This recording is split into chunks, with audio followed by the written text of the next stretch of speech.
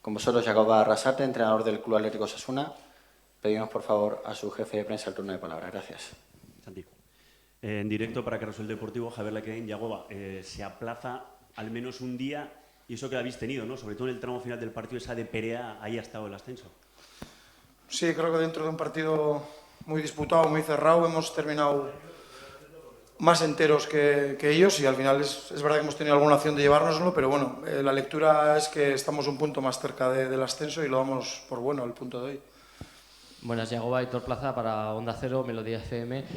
¿Qué análisis hacemos del partido? ¿Encontramos para ambos equipos?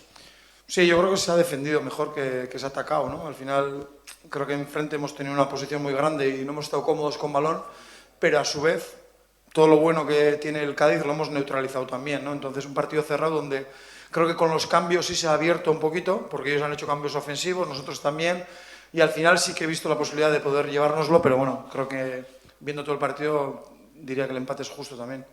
Hasta entonces ha sido un partido más, aquí Yagoba, bastante trabado, ¿no? Casi Sí. fiándoos los dos a la estrategia.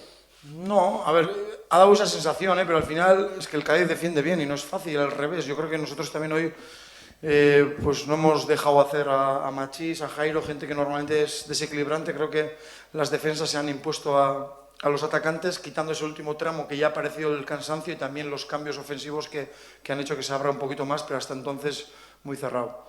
Mister, ¿qué buscabas con los cambios? En primer lugar, la dupla delantera entre Brandon Thomas y Chisco y luego, por último, Luis Perea.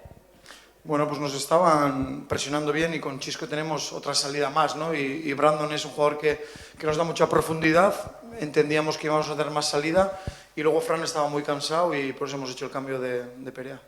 ¿A qué te sabe el punto? Digo, ahora hay que esperar a mañana a ver lo que pasa en el Albacete-Granada para el ascenso No sé, matemático. no tengo ninguna prisa.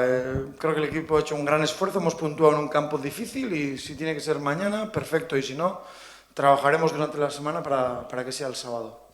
¿Cómo has vivido esa jugada, primero de David y luego la de Perea? ¿Qué se te ha pasado por Pues la yo cabeza? creo que hemos chutado todos y por eso se ha ido arriba, ¿no? Al final todos queríamos ahí ayudar y se ha ido arriba, una pena, pero bueno, hay que valorar el punto también en un campo muy complicado.